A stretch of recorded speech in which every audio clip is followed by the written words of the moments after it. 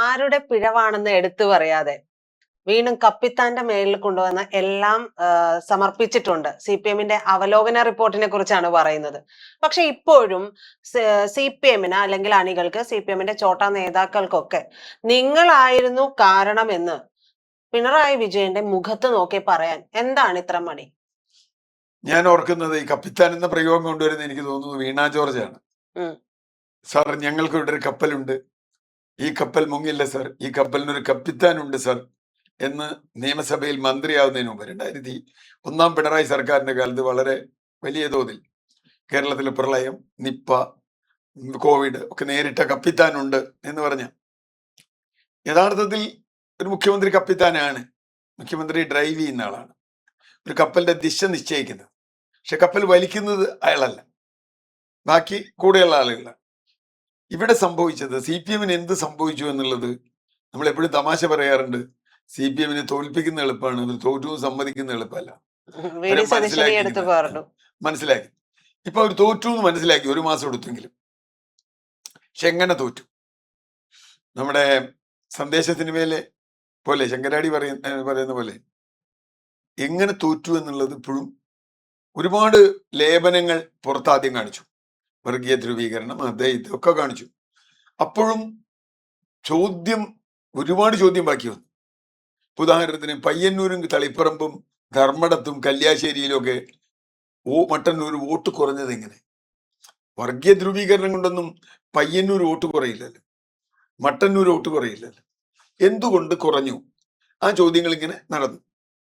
അവസാനം CPM നേതൃത്വം പറഞ്ഞു, നമുക്ക് എല്ലാവരുടെ അഭിപ്രായം കേൾക്കാം, സ്വതന്ത്ര അഭിപ്രായം. എല്ലാ ജില്ലാ കമ്മിറ്റി, ഏരിയ കമ്മിറ്റിയിലൊക്കെ വളരെ വലിയ ചർച്ച നടന്നു. അതിന്റെ റിപ്പോർട്ട് നമ്മുടെ പത്രങ്ങളിലൊക്കെ വരികയും ചെയ്തു. ഏതാണ്ട് എല്ലാ ജില്ലാ കമ്മിറ്റികളിലും പ്രതിസ്ഥാനത്ത് വന്ന 1-ാം പ്രതി പിണറായി വിജയനായിരുന്നു. ഞാനല്ലാതെ മറ്റാരുണ്ട് എന്ന് പടം വെച്ചതും, വെള്ളാപ്പള്ളി നടേശനെ കൊണ്ടുപോയതും, യോഗി ആദിത്യനാഥും മറ്റേ കേസുകളും ഒക്കെ പല പല കാര്യങ്ങൾ ന്യൂനപക്ഷങ്ങളുടെ ഇടയിലും മതേതര വിശ്വാസികൾക്കിടയിലും വലിയ തോതിലുള്ള കൺഫ്യൂഷൻ ഉണ്ടാക്കി. അത് പാർട്ടി അഴിമതിയെ സംരക്ഷിക്കുന്നുവെന്ന തോന്നൽ ജനങ്ങളിൽ ഉണ്ടാക്കി. ഇതൊക്കെ പറയുമ്പോ ആരാണ് ഇതിന് കാരണക്കാരൻ? കപ്പിത്താൻ വണ്ടി നേരെ പോകുമ്പോൾ മാത്രമല്ലല്ലോ, വണ്ടി വഴിതെറ്റിപ്പോയി പാറ പിടിച്ചാലും കപ്പിത്താൻ ഉത്തരവാദിത്തം. അപ്പൊ വണ്ടി നേരെ പോകുമ്പോ കപ്പിത്താൻ ഗംഭീരനും, ഇത് പോയി പാറ പിടിച്ച് തകരുമ്പോ കപ്പിത്താൻ ഒരു ഉത്തരവാദിത്വം ഇല്ല എന്ന് പറയുന്ന രൂപത്തിലാണ് ഇപ്പൊ കാര്യം നിൽക്കുന്നത്. സാർ ഇപ്പൊ പറഞ്ഞല്ലോ, കപ്പിത്താൻ എന്ന പോസ്റ്റ് തന്നെയാണ് സത്യത്തിൽ മുഖ്യമന്ത്രിക്കുള്ളത്. പക്ഷെ എങ്ങനെ പോകണം എന്നുള്ളത് കൂടെ ഉള്ളവർ കൂടി ചേർന്നിട്ടാണ് നിശ്ചയിക്കുക. ഇപ്പൊ ഈ കഴിഞ്ഞ ദിവസം കേട്ടത് വീണ ജോർജിനെ പോലെ ആരോഗ്യമന്ത്രി ആകരുത് എന്നുള്ള ഒരു പറച്ചില് കേട്ടു. അപ്പൊ വീണ ജോർജ് എന്ന് പറയുന്ന ആരോഗ്യമന്ത്രി കേരളത്തിന് എത്രത്തോളം അപമാനമായിരുന്നുവെന്നും എത്രത്തോളം വീഴ്ചകൾ വന്നിട്ടുണ്ട് എന്നുള്ളതും ജനവും മറക്കുന്നില്ല, മറ്റു രാഷ്ട്രീയ നേതാക്കളും മറക്കുന്നില്ല എന്നുള്ളത്. അപ്പൊ ഇതുപോലെ തന്നെയല്ലേ ബാക്കിയുള്ള മന്ത്രിമാരും കൂടെയുള്ള സിൽബന്ദികളെല്ലാം ഉണ്ടായിരുന്നത്. അപ്പൊ ഇപ്പോ സത്യത്തിൽ ഞാൻ ആലോചിച്ചു, കഴിഞ്ഞ ദിവസം ഒക്കെ ഇരുന്ന് ഈ വാർത്തകളെല്ലാം കാണുമ്പോൾ ആലോചിച്ചത് എന്തുകൊണ്ട് പിണറായിയെ മാത്രം പറയുന്നു എന്നുള്ളതാണ്. അല്ല, എന്തുകൊണ്ട് പിണറായിയെ പറയുന്നു എന്നുള്ളതിന് ഒരു കാരണമുണ്ട്. ഇതില് ഇപ്പൊ വീണ ജോർജിന്റെ പരാജയത്തിലോ അല്ലെങ്കിൽ ബിന്ദുവിന്റെ പരാജയത്തിലോ ഒന്നും നേരിട്ട് പിണറായി വിജയന് പങ്കുണ്ടെന്ന് പറയാൻ പറ്റില്ല. ബട്ട് ഇതിനെ നിയന്ത്രിക്കേണ്ട ആൾ, വഴി തെറ്റിയാണ് കുറെ ആൾ പോകുന്നതെങ്കിൽ ഇത് ഇങ്ങനെയല്ല പോണ്ടേന്ന് പറയുന്നത് പിണറായി വിജയനാണ്. 1. 2, പാർട്ടിയുടെ ഘടനയിൽ ജനാധിപത്യം പൂർണ്ണമായി നഷ്ടപ്പെട്ടു എന്നാണ് നമ്മൾ ഇതിൽ മനസ്സിലാക്കുന്നത്. ഒരു ജനാധിപത്യമില്ല. ഒരു ലെനിനിസ്റ്റ് സംഘടനാ രീതി എന്നൊക്കെ പറയുമ്പോൾ ഒരു തമാശയൊക്കെയാണ്. ഒരു ലെനിനിസ്റ്റ് സംഘടനാ രീതി ഒന്നും ഇവിടെ ആവശ്യമില്ല, കാരണം ഇതൊരു വിപ്ലവ പാർട്ടി ഒന്നുമല്ല, ഒരു ജനാധിപത്യ പാർട്ടിയാണ്. അപ്പൊ പരസ്പരം ആശയ സംവാദങ്ങൾ ഉണ്ടാവുക എന്നുള്ളത് ജനാധിപത്യത്തിൽ ശരിയാണ്. ഞാൻ എപ്പോഴും പറയാറുള്ള ഒരു കാര്യം, ഇപ്പൊ കോൺഗ്രസും CPM തമ്മിലുള്ള ഒരു കാര്യം, കോൺഗ്രസിൽ അടിപിടിയുണ്ട്, കോൺഗ്രസിൽ അഭിപ്രായ വ്യത്യാസമുണ്ട്. പക്ഷെ ഒരു കാര്യമുണ്ട്, അതൊരു കറക്റ്റീവ് ഫോഴ്സ് കൂടിയാണ്. ഇപ്പൊ ബിന്ദു കൃഷ്ണ വെള്ളാപ്പള്ളിയെ കണ്ടു കഴിഞ്ഞ് പിറ്റേ ദിവസം അല്ലെങ്കിൽ അന്ന് വൈകുന്നേരം വന്നു യൂത്ത് കോൺഗ്രസിന്റെ പ്രസ്താവന. അതിന്റെ ഫലം എന്തുണ്ടായി? രമേശ് ചെന്നിത്തലയും ഇവരും വെള്ളാപ്പള്ളിയുടെ പരിപാടിക്ക്, ലിജു വെള്ളാപ്പള്ളിയുള്ള പരിപാടിക്ക് പോകില്ല എന്ന് തീരുമാനിച്ചു. അതൊരു കറക്ഷനാണ്.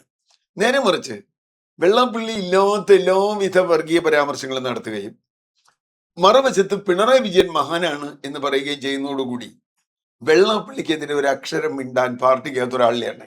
കാരണം അങ്ങനെ പറഞ്ഞാൽ പിണറായി വിജയനെതിരാ, വെള്ളാപ്പള്ളിക്കെതിരെ പറഞ്ഞാൽ പിണറായി വിജയനെതിരാ, വീണയ്ക്കെതിരെ പറഞ്ഞാൽ പിണറായി വിജയനെതിരാ. മനസ്സിലായോ? യോഗി ആദിത്യനാഥിന്റെ വായിച്ചത് ഇപ്പൊ കുഴപ്പമാന്ന് പറഞ്ഞു. യോഗി ആദിത്യനാഥിനെ വായിക്കുമ്പോൾ ഇദ്ദേഹം അവിടെ ഇരിക്കുന്നില്ലേ? യോഗി ആദിത്യനാഥിന്റെ സന്ദേശം വായിക്കാൻ പോകുന്നു എന്ന് പറയുമ്പോൾ പാർട്ടി പോളിറ്റ് ബ്യൂറോ മെമ്പർ കൂടിയായ പിണറായി വിജയൻ സ്റ്റേജിലുണ്ട്. നിർത്തടാന്ന് പറയണ്ടേ? എന്താ പറയാഞ്ഞ്? എന്താ നിർത്തടാന്ന് പറയാഞ്ഞ്? എന്ത് തിരുവാതിര? നമ്മളിപ്പോ ഏറ്റവും പ്രസിദ്ധമാണല്ലോ കാരണഭൂതൻ തിരുവാതിര. കാരണഭൂതൻ തിരുവാതിര കളിക്കുമ്പോ MA ബേബി ഇപ്പോഴത്തെ സെക്രട്ടറി തുടക്കടിച്ച് താളം പിടിച്ചില്ലേ? അപ്പൊ പറയണ്ടേ നിർത്തടാ, ഇത് ഈ പരിപാടി നിർത്ത്, ഇങ്ങനെ കമ്മ്യൂണിസ്റ്റ് പാർട്ടിയിൽ ഇല്ല എന്ന് പറയണ്ടേ? ഇത് ബാക്കി ആരെങ്കിലും പുറത്തുനിന്ന് പറഞ്ഞാൽ അത് പിണറായി വിരോധം, CPM വിരോധം, ഇടതുപക്ഷ വിരോധം, സംഘി, മറ്റേ കൊങ്ങി, ഇതല്ലേ? ഒരു കമ്മ്യൂണിസ്റ്റ് പാർട്ടി ഇങ്ങനെ ചെയ്യാൻ പാടില്ല. ഇപ്പോഴും തിരുവാതിരയെ പറ്റി മിണ്ടുന്നുണ്ടോ? അങ്ങനെ എന്താ തിരുവാതിര? ഞാൻ തിരുവാതിര എന്നുള്ള പ്രശ്നമല്ല, അതൊരു സിമ്പിളാണ്. ഏറ്റവും ഒടുവിൽ അത് പാട്ട് എഴുതിയ ആള് വരെ പിണറായിക്കെതിരെ പറഞ്ഞൊരു സാഹചര്യം. അല്ല, അത് വേറെ. പാട്ട് എഴുതാതിരിക്കുകയൊക്കെ രണ്ടാമത്തെ കാര്യം. അയാൾക്ക് എനിക്ക് പാട്ട് എഴുതാം, എനിക്ക് പിണറായിയെ പറ്റി പാട്ട് എഴുതാം. എന്റെ ഭാര്യ കവയത്രിയാവും, ആ ഒരു പിണറായിയെ പറ്റി പാട്ട് എഴുതിയിട്ട് എന്നെ ചൊടിപ്പിക്കാനാണ് എന്നാ പോലും. പക്ഷെ ഞാൻ പറഞ്ഞത് അതല്ല വിഷയം. ഒരു പാർട്ടിയുടെ നേതാക്കൾ ഇരുന്ന് പാർട്ടി പരിപാടി പോലെ ഈ സംഗതി നടത്തുമ്പോൾ അവിടെ ഇരുന്ന് പറയേണ്ടതാരാ? എന്താ നേതൃത്വത്തിന്റെ ജോലി? ഒരു കറക്റ്റീവ് ഫോഴ്സ് അല്ലേ? കപ്പിത്താൻ അതല്ലേ? എടാ, തിരുവാതിര വഴിക്ക് പോണു, യോഗി ആദിത്യനാഥിന്റെ വഴിക്ക് പോണു, വെള്ളാപ്പള്ളിയുടെ വഴിക്ക് പോണു, കപ്പൽ എന്ന് പറയുമ്പോൾ ആ കപ്പിത്താന്റെ ഉത്തരവാദിത്തമില്ലേ? അവിടെയാണ് കപ്പിത്താൻ വരുന്നത്. ഞാൻ പറഞ്ഞു, വെള്ളാപ്പള്ളി പറയുമ്പോൾ നമുക്ക് വെള്ളാപ്പള്ളിയോട് അടിപിടിയൊന്നും ഉണ്ടാക്കണമെന്നില്ല. വെള്ളാപ്പള്ളി പറഞ്ഞ രാഷ്ട്രീയം അത് മതന്യൂനപക്ഷ വിരുദ്ധ രാഷ്ട്രീയമാണ്, അത് സംഘപരിവാർ രാഷ്ട്രീയമാണ് എന്ന് പറയാൻ ഒരു പ്രാവശ്യം പിണറായി വിജയന്റെ നാവ് പൊന്തിയോ? ഇന്ന് ആര് പൊന്തിയിട്ടുണ്ടോ? ഇപ്പൊ ഗോവിന്ദ മാഷ് അങ്ങോട്ടും ഒക്കെ പറയുന്നുണ്ടെങ്കിലും ഇപ്പോഴും പറഞ്ഞിട്ടുണ്ടോ പിണറായി വിജയൻ ഒരു പ്രാവശ്യം? ഇപ്പൊ സതീശൻ ഒരു മാസത്തിനിടയിൽ മോദിയെ ചീത്ത പറഞ്ഞില്ല എന്ന് പറഞ്ഞിട്ട് പറയുന്നുണ്ട്. ഞാൻ ചോദിക്കട്ടെ, 10 വർഷത്തിനകത്ത് ഒരു പ്രാവശ്യം മോദിക്ക് എന്ന് പേരെടുത്ത് പിണറായി വിജയൻ പറഞ്ഞിട്ടുണ്ടോ എതിരായിട്ട്? ഇല്ല. ഞാൻ മുഴുവൻ ചെക്ക് ചെയ്തു, പറയില്ല. 10 വർഷം. അപ്പൊ പ്രശ്നം എന്താ വെച്ചാൽ ഇതിന്റെ നയം വഴി തെറ്റിയാണ് പോകുന്നത് എന്നറിഞ്ഞാൽ അത് തിരുത്തേണ്ട ജോലി ആർക്കാ? അതാണ് ലീഡർഷിപ്പ് എന്ന് പറയുന്നത്. ഇപ്പൊ ഏതെങ്കിലും ഒരു ഏരിയ കമ്മിറ്റി തെറ്റി ചെയ്തു. പയ്യന്നൂർ ഏരിയ കമ്മിറ്റിയിൽ കണക്ക് തെറ്റി, കണക്ക് ശരിയായില്ല, ധനരാജ് ഫണ്ട് പ്രശ്നമുണ്ട്, സംഭവിക്കാം. അവിടുത്തെ ആളുകൾ കുഴപ്പമുണ്ടാവും. അതെങ്ങനെയാണ് ജില്ലാ കമ്മിറ്റി ഇടപെടേണ്ടത്? എങ്ങനെയാണ് സംസ്ഥാന കമ്മിറ്റി ഇടപെടേണ്ടത്? അതല്ലേ കമ്മ്യൂണിസ്റ്റ് പാർട്ടിയുടെ രീതി. അത് പറയാൻ ഇവിടെ കഴിഞ്ഞില്ല. അപ്പൊ പ്രശ്നം എന്താ? പ്രശ്നം ഇപ്പോഴും പിണറായി വിജയന് പേടിയാണ്. ഇപ്പോഴും ഈ പാർട്ടിയിൽ ജനാധിപത്യം വന്നിട്ടില്ല. താഴെയുള്ള മുഴുവൻ ഘടകങ്ങളും വരുന്നു. ഇപ്പൊ അവസാനം എന്ത് സംഭവിച്ചു? തെറ്റ് മുഴുവൻ ഏരിയ കമ്മിറ്റിക്കും ജില്ലാ കമ്മിറ്റിക്കും. ശ്യാമളെ വെച്ചത് ഗോവിന്ദൻ അറിയാണ്ടെന്നുള്ള മട്ടിലെ ഇപ്പൊ വർത്താനം. മനസ്സിലായേ? MV ഗോവിന്ദൻ അറിയാതെ പാവം. പണ്ട് കരുണാകരൻ ആന്റണി ഒക്കെ കേട്ടിട്ടുണ്ട്. കരുണാകരൻ മൂത്രമൊഴിക്കാൻ പോയ നേരത്തെ ആന്റണി മുരളിയെ സ്ഥാനാർത്ഥിയാക്കിയതാ. മനസ്സിലായില്ലേ? ഞാൻ അറിഞ്ഞില്ല, ഞാനൊന്ന് പുറത്തു പോയ നേരത്താണ് മുരളി വന്നത്. ഞാൻ അറിഞ്ഞെങ്കിൽ സമ്മതിക്കില്ല. ഗോവിന്ദൻ അറിഞ്ഞെങ്കിൽ ശ്യാമളെ സ്ഥാനാർത്ഥിയൊക്കെ സമ്മതിക്കില്ല. അതാണ് ഇപ്പൊ നമ്മൾ വായിക്കണ്ടേ. അപ്പൊ പ്രശ്നം ഇപ്പോൾ ഈ നുണയുടെ പുറത്ത് കെട്ടിപ്പൊക്കുക.